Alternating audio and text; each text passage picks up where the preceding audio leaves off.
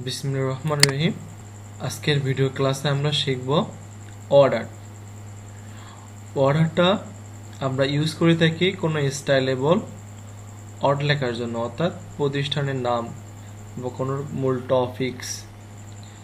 একটা জিনিস খেয়াল করে দেখেন, এইখান থেকে যে লেখাগুলো আমি হেডারে লিখছিলাম সেটা কিন্তু প্রতিটা পেজেই আছে।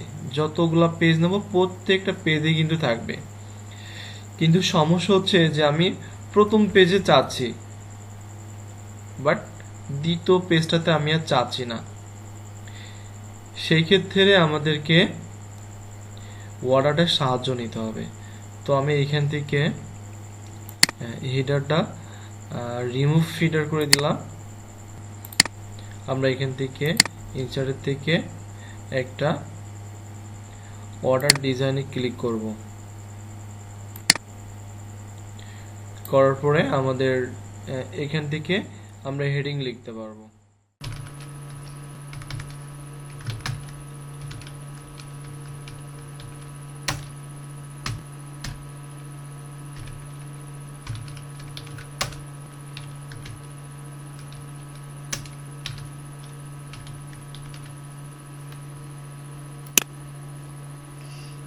এইভাবে আমরা হেডিংটা লিখতে পারবো এবং অনেক সুন্দর অর্ডারটা লিখতে পারবো। আসলে অনেক অ্যাট্রাকটিভ লুক দেয় আমাদের অর্ডারটার মাধ্যমে লিখলে। তো আমি চাইলে পরবর্তীতে এখান থেকে অর্ডারটের ডিজাইনটা চেঞ্জ করে দিতে পারবো, যদি অন্য কোনো ডিজাইন দিতে চাই এখানে আমার পছন্দ হয়। আর যদি আমি না দিতে চাই, যেটা আছে এটা আমি রাখতে চাচ্ছি, তো আমি এখানে চেঞ্জ করলাম না। তারপরে টেক্সট ফিল, আমি যদি ফিলে ক্লিক করি তাহলে অবশ্যই এখান থেকে যে কোনো একটা ফিল কালারে আমি আবার পুনরায় ডিজাইনটা চেঞ্জ করতে পারবো। আমি আবারও ব্ল্যাক করি, তো এখান থেকে পুনরায় আমি স্টাইল চেঞ্জ করতে পারবো।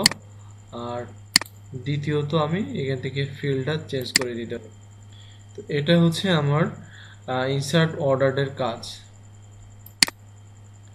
তারপর আছে ড্রপ ক্যাপ।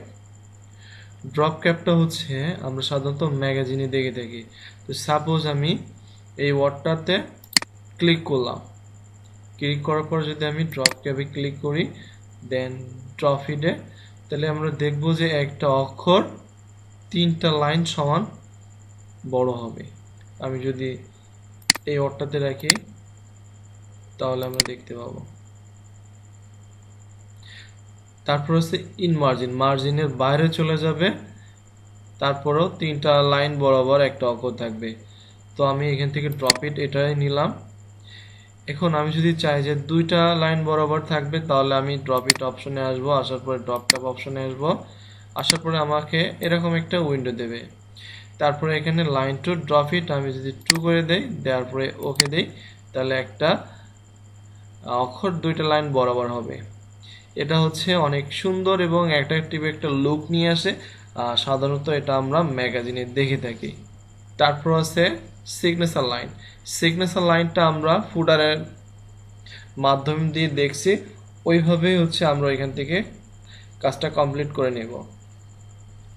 তারপরে ডেট অ্যান্ড টাইম, আমি যদি চাই আমার ডকুমেন্টটা কখন আমি লিখছি এটা একটা ডেট অ্যান্ড টাইমস আমি সেট করতে, তো আমি হিডার অপশনে ক্লিক করলাম, করার পর ইনসার্ট থেকে আমি ডেট অ্যান্ড টাইমসের ভিতরে ক্লিক করব।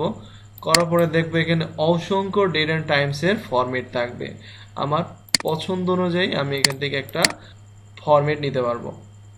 অর্থাৎ যদি আমি দেখি যে এখান থেকে ডেট দেওয়া আছে এবং টাইমসও দেওয়া আছে, আবার এখানে যদি দেখিস তা শুধুমাত্র এখান থেকে ডেটটা দেয়া, আবার নিচের দিকে দেখলে শুধুমাত্র এইখান থেকে টাইমটা দেয়া। আমি চাইলে যে কোনো একটা ফরম্যাটে ক্লিক দিয়ে ওকে দিলে সেটা এখানে চলে আসবে।